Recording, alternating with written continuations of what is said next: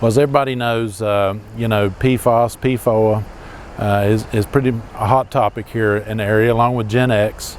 So, you know, with Mick's foresight of being, you know, a steward for the Cape Fear River, we started looking at emerging contaminants several years ago to try to determine an effective treatment removal technique to ensure our water was as safe as possible for our customers. Well, the EPA recently came out with a new health advisory limit. The previous one was 70 parts per trillion. Now the new one that's went into effect is 40 parts per trillion.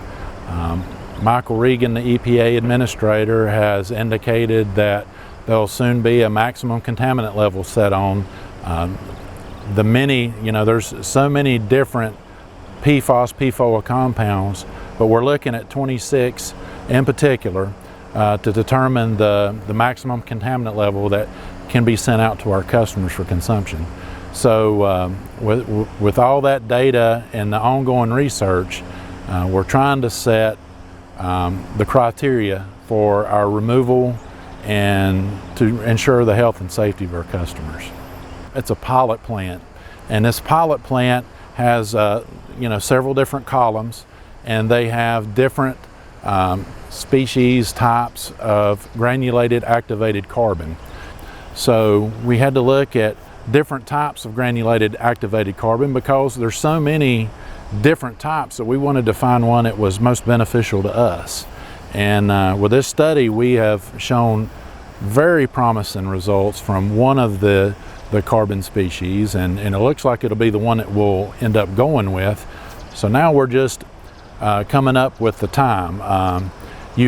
This stuff doesn't work instantaneously, so you have to put the water in the bed with the GAC and allow it so many minutes of time to come into contact with the water to pull this stuff out.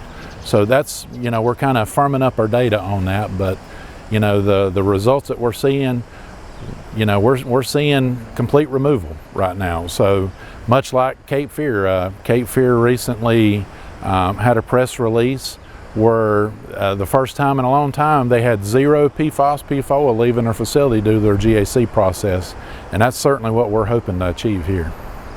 Stay informed. If you have a question about something, please reach out to us. You know, I take calls all the time, emails, whatever, you know. I'm just a phone call away. When you're treating water at one of these water facilities, anybody that opens the tap, takes a sip of water, washes their clothes, whatever, you know, you come into contact with them. So at any given day, we have an opportunity, you know, 210,000 people, you know, based on whatever estimate you look at, we're providing water for those people. So I think it's very important for me, and Mick certainly believes in that we provide the absolute best water possible for our customers, because you know, some days this is a thankless job. You know, you don't always get a pat on the back when everything is perfect. Typically you only get those calls when things are bad, but I take solace in those good days because I know that people are happy. If the water that's coming to their house is clean, it's as safe and potable as it can, I know I'm doing my job, and you know, that brings happiness.